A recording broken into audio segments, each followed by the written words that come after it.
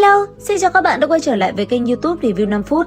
Ở cuối tập 103, sau khi Tư Đồ Nam cùng Vương Lâm chia tay, hai người từ đây mỗi người một phương tiến về phía xa. Thời gian trôi qua, đứng trên tinh la bàn tiến về nơi xa, chớp mắt Vương Lâm bây giờ đã là Thiên Vận Tinh với dáng vẻ vô cùng huyền ảo. Nhìn nó, anh ấy hít sâu một hơi, lẩm bẩm nói: "Thiên Vận Tinh, Phượng Lâm ta đến đây." Dứt lời, dùng tốc độ kinh người anh ấy liền phóng đi. Thế nhưng khi tới gần, từ trong làn sương bảy màu huyền ảo, bất chợt có thân ảnh một người đột nhiên xuất hiện rồi hỏi: "Có thông điệp không?" Nghe vậy, Vương Lâm liếc mắt nhìn người này một cái lắc đầu nói: "Không có." Thấy thế người kia liền quát: "Không có thông điệp, không có lời mời, xin hãy rời khỏi." Đến đây suy nghĩ một hồi, Vương Lâm chậm rãi nói: "Mời ta là Thiên Vận Tử tiền bối." "Người đến từ Chu Tước Tinh sao?" Thấy thế, Vương Lâm ngẩn ra, liếc nhìn người này một cái rồi gật đầu. Tuy nhiên, người kia không nói gì mà liền kết thủ ấn. Nhất thời, đám mây khi nãy lập tức bay về phía Vương Lâm và nâng cơ thể của anh ấy lên, đưa Vương Lâm bay thẳng về phía xa. Đồng thời, nam tử kia khẽ nói: "Tiến vào đi, Thiên Vận Tử tiền bối đã chờ ngươi đã lâu." Nói xong, nhìn hình bóng Vương Lâm rời xa, người này cũng biến mất. Thời gian qua đi, không lâu sau, Thiên Vận Tông với dáng vẻ hùng vĩ với tòa kiến trúc cao lớn đã xuất hiện ở trước mắt Vương Lâm. Nhìn nơi này, Vương Lâm hít một hơi thật sâu, cả người khán hóa thành một đạo bạch quang, chợt lóe lên bay nhanh về phía trước. Không lâu sau, Vương Lâm đã đến được cánh cổng tiến vào Thiên Vận Tông. Rất nhanh, anh ấy liền bước từng bước về phía trước. Tuy nhiên đúng vào lúc đó, ở tại nơi xa, một thanh âm đột nhiên vang lên nói: "Người đang đến hãy dừng lại." Đến đây, Vương Lâm không tiến lên, anh ấy cung kính ôm quyền nói: "Vương Lâm của Chu Tước Tinh đến bái kiến Thiên Vận Tử tiền bối." "Vương Lâm, muốn bái kiến sư tôn phải vượt qua tam quan chi lễ, nhân chi quan thử thách đạo tâm, địa chi quan có thể đánh bại bao nhiêu hộ tiên thì có thể bộc lộ bấy nhiêu tu vi, thiên chi quan thử thách ý cảnh, người có chấp nhận không?" "Được, ta có gì mà không dám."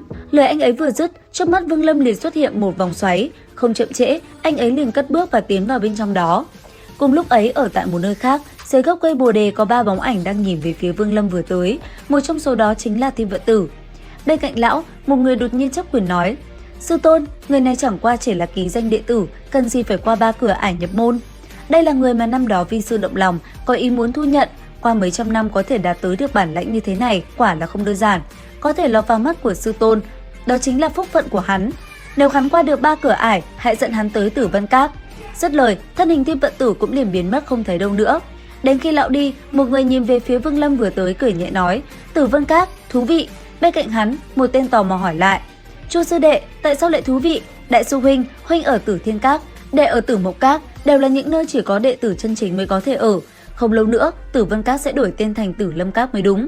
Vương Lâm này cũng thật sự tài giỏi, có thể làm sư phụ động lòng thu làm đồ đệ cũng là hợp lý. Sư huynh đệ chúng ta lại có thêm một người, chẳng phải là chuyện vui hay sao? Đại sư huynh không nên nghĩ một đằng nói một nẻo mới phải. Dứt lời, hắn liếc sang bên cạnh một cái rồi lập tức xoay người rời đi.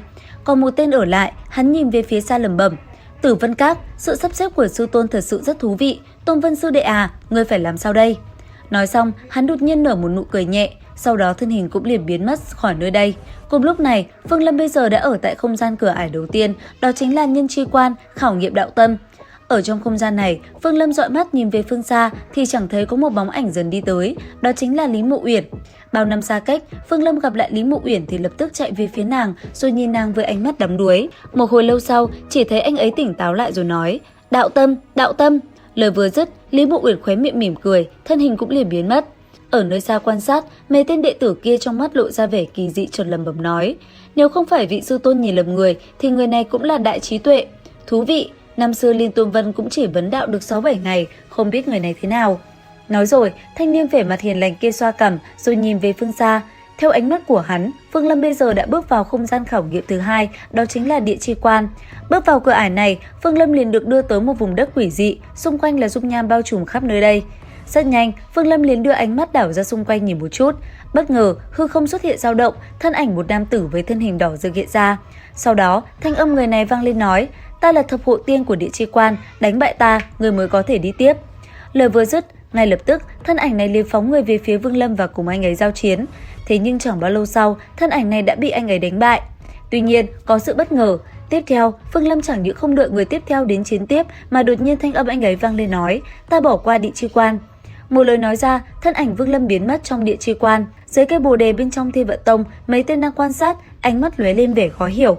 Theo ánh mắt của hắn nhìn xuống, cùng lúc đó, cảnh tượng cũng thay đổi. Vương Lâm bây giờ đã ở cửa ải thứ 3, trước mắt anh ấy chính là cánh cổng bước vào thiên đạo.